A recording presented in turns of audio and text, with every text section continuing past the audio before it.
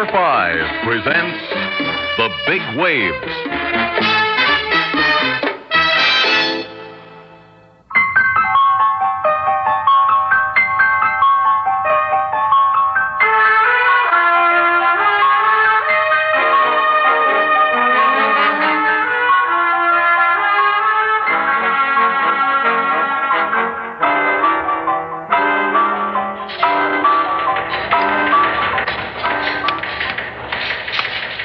Some men out to round up every possible witness, Chief. Good. Let's go in my office for a minute, Captain.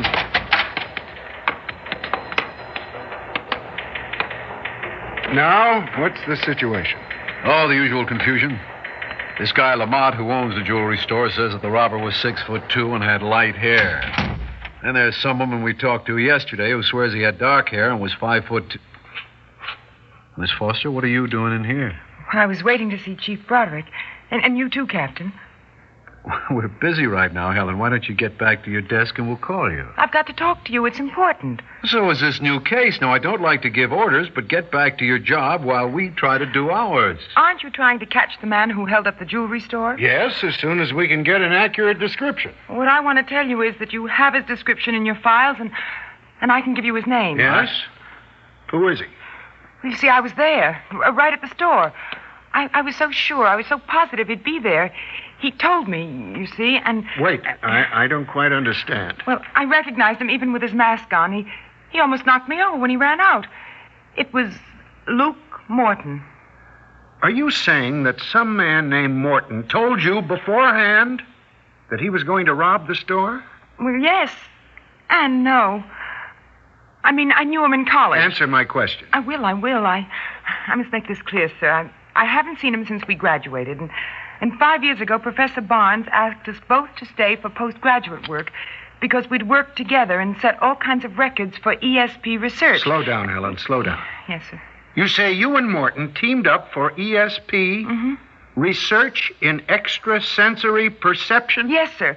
Why, the British Society for Psychic Research even flew a man over. We were phenomenal, and, the scores we made... You know, I picked up Luke's thoughts like a radio receiver. His brain waves came to me Oh, boy. Well, you can verify that, Captain. I'm very telepathic. We were so fantastically good that sometimes it frightens me. Like it did at my desk this morning. So he walked to your desk and he said that he... Oh, please take me seriously. I was working and suddenly I felt Luke was sending again, so I didn't move. I concentrated. I felt him planning. Of course, he couldn't know I was receiving, but I could almost hear Lamont. Telepathy, huh? Chief, this kid's working with Morton. Do you get a wrangle? If I was working with him, why would I come to you? Well, here's why, for a starter. He's always suspect on a job like this. There's a reward out for him, and you play the percentages. How can you lose? If it comes up Morton, you collect. Hold it, Tom. Broderick? Communications, Chief, on the Lamont stick-up. Yes, Matt? 2 eyewitnesses saw him running through the crowd, and they both check him out at 5'8", dark hair, wiry.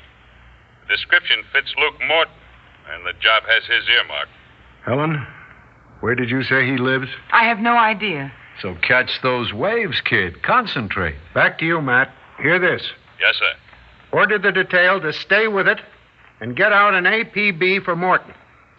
What's the matter, kid? You got rust in the old antenna? Cut it out, Captain. I mean that. I'm not after a reward, Chief. I'll get back to my work now. Come back here. Sit down.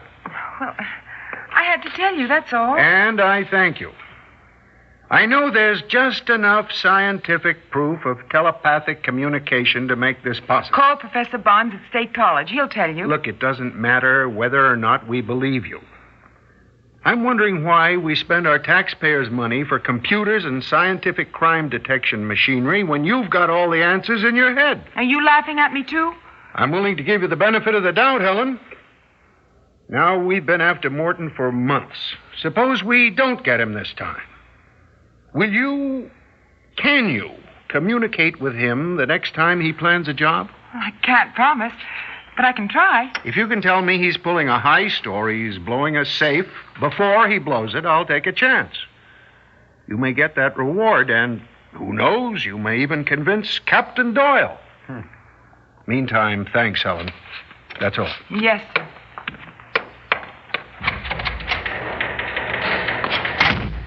Broderick, you're losing your grip. Forget the lab and the methods at work. Never mind using shoe leather. Just let Miss Foster tune in on the crooks, and we'll clean them out in a week. Yeah, and her waves will wash us out of our jobs. Never mind, Tom. There's something in the wind here, and I'm going to nail it down. I'll nail it down. 10 to 1 says she's working with Morton. Then what's her angle? Come on, get cracking. Use your ESP. Those waves don't speak to me, Chief. Okay, enough is enough. Get her file from personnel and check her out. I'll call State College, and I want Helen Foster followed. Put a round-the-clock tail on her. See if she leads us to Morton.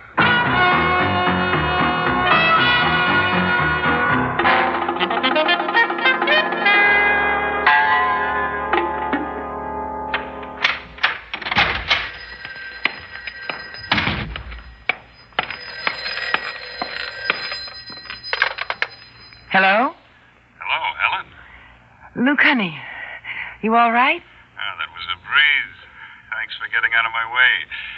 How'd it go at headquarters? Oh, pretty much like we figured. They didn't swallow it, but Broderick's willing to string along. You're tops, kitten. Look, are we set for the big one? Well, I'm not sure. You know, they really should trust me more. I think you or Jake better take the next step to build me in a little stronger. Well, that's up to you. Well, I say take it.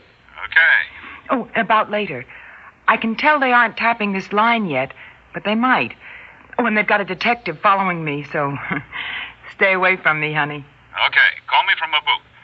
And in case it's necessary, I'll shoot Jake's new girlfriend over to you. Who's she? Her name's Grace Miles. Oh. Personally, I don't know what he sees in a crow like her, but I guess that's his business. Anyhow, I will say she's plenty smart. Okay. Be careful, amigo. When we get married in Brazil, I want you all in one piece. In spades, baby. With you in one hand and $1 million in the other.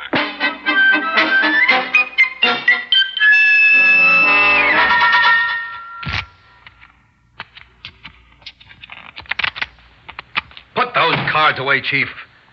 What about Helen Foster and Luke Morton? All right, so the college professor says they can communicate like magic. As far as we know, she's truthful. Our tale says she's acting normal. I still say there's something rotten in all of Scandinavia, and we should lock her up on suspicion. Captain, in my hand, I hold an ESP card. I'm looking at it, thinking of it. I'm sending out waves, big waves. Does the card show a circle, a cross? Read me loud. Read me clear. Come in. Something on your mind, Helen? Well, you asked me to tell you if I ever received from Morton. What's the matter? You look upset. Oh, I'm all right, really. I have this feeling now. He's going to crack a safe. Right now? Yes, it started coming in. Where is he? Well, I can't see him. I mean, you know, you don't see things. He's sure he's alone, and the building's empty. It's a warehouse, I think. Oh, come on. Stop wasting our time, Foster. Pipe down, Captain, and get on the intercom. Tell Matt to stand by. All right. Communications. Hello, Matt. Doyle. Chief says stand by. Now, Helen? Well, Morton thinks the traffic on 12th Now, look, Street is pretty light right now. You got He's a alone. car in the warehouse district on 12th Street? 22's in the area. Well, tell him something's going to bust loose. He's thinking of Will something. Will Wilbur something. Chief, I don't know. Sit down, Helen. I'll take it, Tom. Okay, Matt. Broderick, hear this. The Wilbur Company warehouse, 12th Avenue at 6th Street. Shoot 22 in. A robbery may be in progress. Move it. Here, Helen. Try this. Thank you. I don't know why I'm so nervous. I never was before. Usually it comes easily, kind of automatic, you know. Well, maybe it's because this is the first time I felt I just had to receive right. It's so important to you. I had to be sure. You know, Morton was nice in college, but I hope you catch him. I'll go back to my desk now. No, Foster. Wait till we get the check back. Do you believe me, Captain Doyle? Me? Well, frankly, I think you're a nut. Oh. But when we can't catch flies with vinegar, I'll try honey or anything. I'm more and more curious about your angle. Well, I thought I explained all that to you. Anyone who has this ability should use it for good, not for evil. Broderick? Chief, 22 got the guy outside the Wilbur warehouse with a sack full of tools and nitro. The works. Is it Luke Morton? No, sir. He's identified as Jake West, Morton's right-hand man. Tell him to bring him in. I guess Morton was thinking about him, so I knew. I'm a son of a gun. That's close enough for me, Tom. What do you think of her now? What do I think? Look, with that dame around here, I'm going to give up thinking.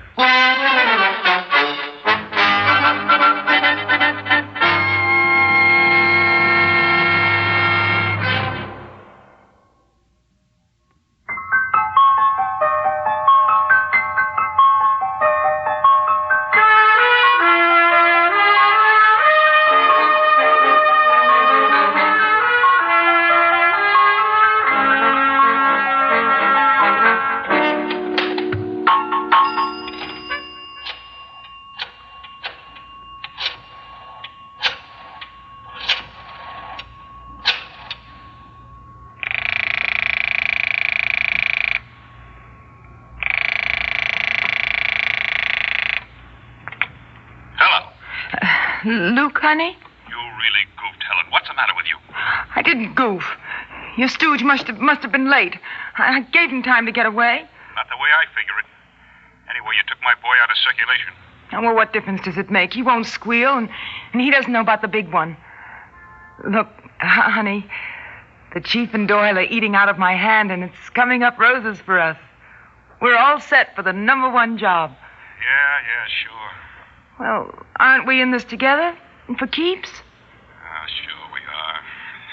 This down in the dumps about Jake. Guess Grace is, too. She'll contact you shortly. She doesn't have to. I know what to do. Maybe I'm changing signals a little, so play it exactly like she says. Get me? Okay. And then we fly to Rio, right? Right. Away we go.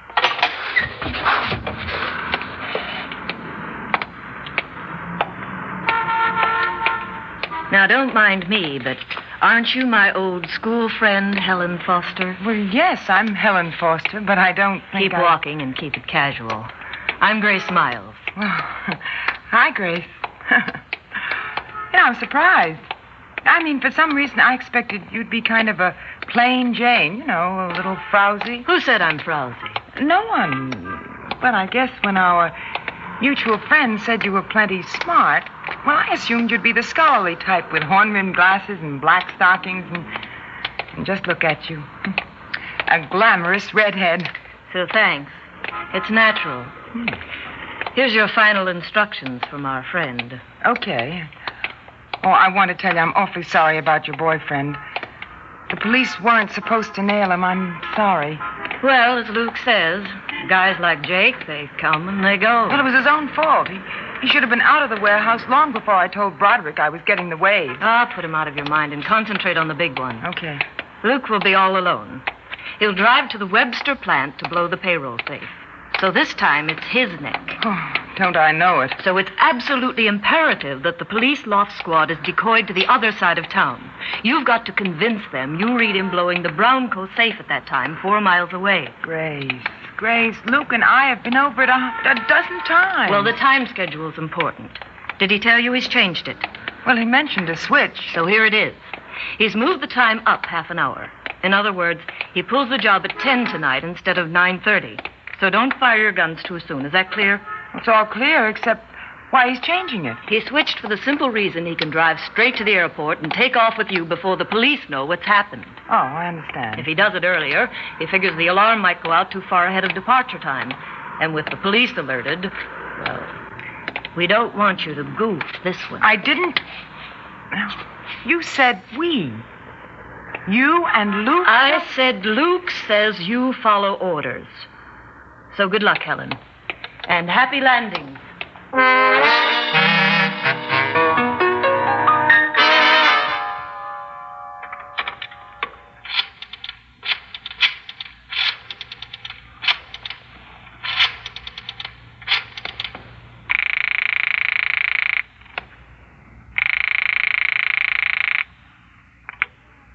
Broderick?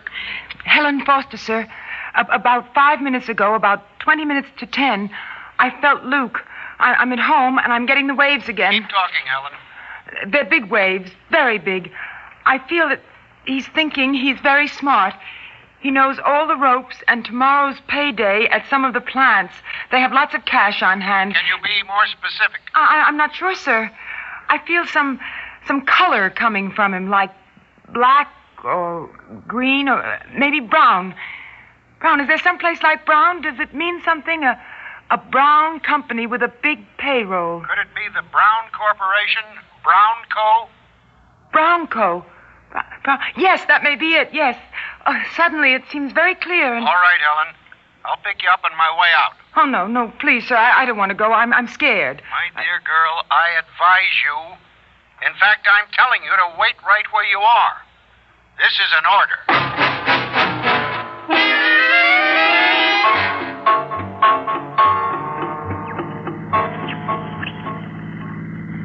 Right at this moment, Helen, where is Luke Morton? Are you tuned in? Oh, stop making fun of me, Captain. I'm an authority on ESP. I've been reading up on it, and the book says once you've got an antenna stuck on your head, you can always... Oh, back off, Tom. Where's your loft detail now? They're way ahead of us, Chief. They got Broncos staked out. Come in, sir. Give me that mic. Broderick, Matt. Car 11 just reported. The safe was blown at the Webster plant at approximately 9:30. Repeat that location. The Webster plant. What's the situation? 11 arrived on the scene just a few minutes ago, sir. No leads except that a car was seen at the office gate during the time of the robbery. It was driven by a red-headed woman. The car was not seen after the robbery, sir. License number? No further information, Chief. Right. Now, I read you clear, Helen. And I think you've taken us in. You suckered us away. What does Morton say to that, kid? Telepathy. Can you tune in on the redhead? You haven't been taken in. Maybe I have. You want to catch some cold, Chief? I want your story, and I want it straight. Well, all right. You go to the airport. South American Lines departure for Brazil. Hurry up. You heard her, Sergeant. Get moving. Chief, Fred, you're letting her sucker us again. Oh, shut up, Captain. I'm telling the truth. I'm a woman, and I don't need any telepathy to tell me what's going on, especially with that redhead.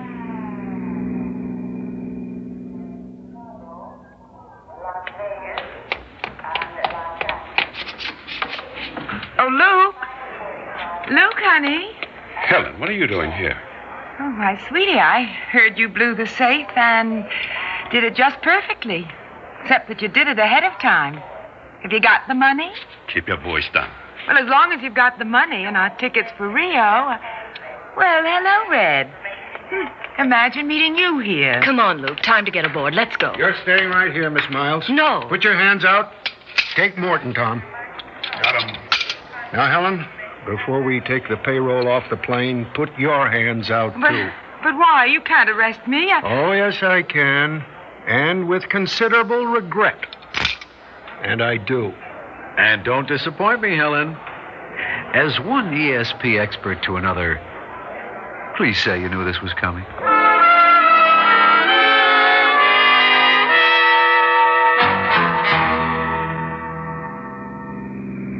I couldn't foresee where it would lead, Tom, but it sure paid us to follow it. I didn't realize Morton gave us his number one boy so he could take Grace to Rio. Tried to give Helen the slip. Too bad he done our Helen wrong, and she'll get a couple of years at least. Aren't you sorry, too? Me? I'm getting a wave. It says there's plenty more stenographers in the pool. Mine says we'll never find another one like Helen. I'm going to miss that girl.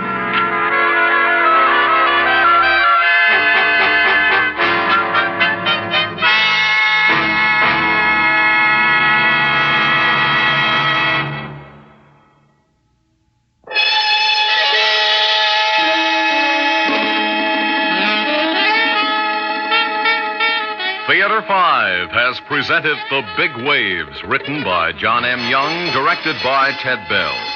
In the cast, Natalie Priest, John Gibson, George Petrie, Marco Daniels, and Mary Ann Hawksworth. Script editor, Jack C. Wilson. Original music by Alexander Vlastotsenko. Orchestra under the direction of Glenn Osser. Executive producer for Theater 5, Mr. Lee Bowman. We invite your comments. Write to Theater 5, New York 23, New York. That's Theater 5, New York 23, New York. This is Fred Foy speaking.